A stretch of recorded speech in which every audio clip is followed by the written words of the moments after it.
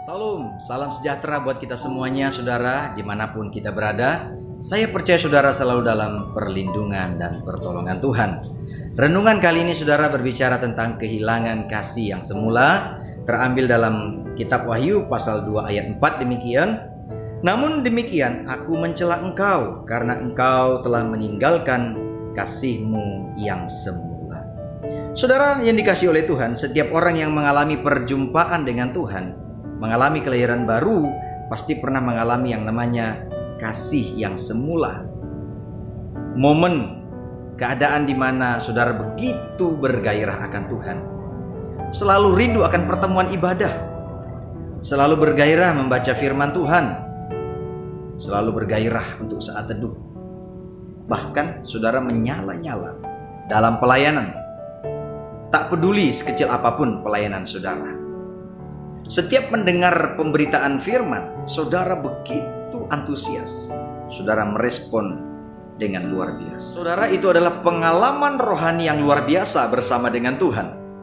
Namun sayang sekali saudara, terkadang dengan berjalannya waktu, kita mulai kehilangan gairah itu. Kita mungkin saudara masih melakukan kegiatan-kegiatan yang bersifat rohani, tapi tidak lagi didorong oleh kasih yang semula, saudara. Saudara dikasihi oleh Tuhan, kehilangan kasih yang semula itu adalah kejatuhan yang begitu dalam di hadapan Tuhan. Dan saudara, itu sangat dicela oleh Tuhan.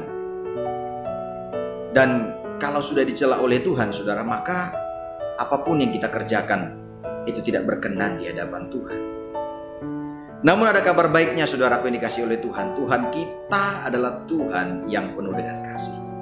Amin. Dia memberikan firman-Nya kepada kita. Dia menegur kita lewat firman-Nya supaya kita sadar akan keadaan kita dan kita kembali melakukan apa yang semula kita lakukan. Saudara, ada satu lagu dari Kidung Mempelai yang liriknya berkata, ingatkanku selalu akan kasih mula-mula. Saat saudara mulai kering, saat saudara mulai berat untuk melakukan hal-hal yang rohani, di mana sebelumnya saudara begitu bergairah, maka saudara datang kepada Tuhan dengan kerendahan hati dan katakan kepada Tuhan, Tuhan, berikan aku kembali kasih yang semula. Berikanku hati yang bergairah akan Tuhan.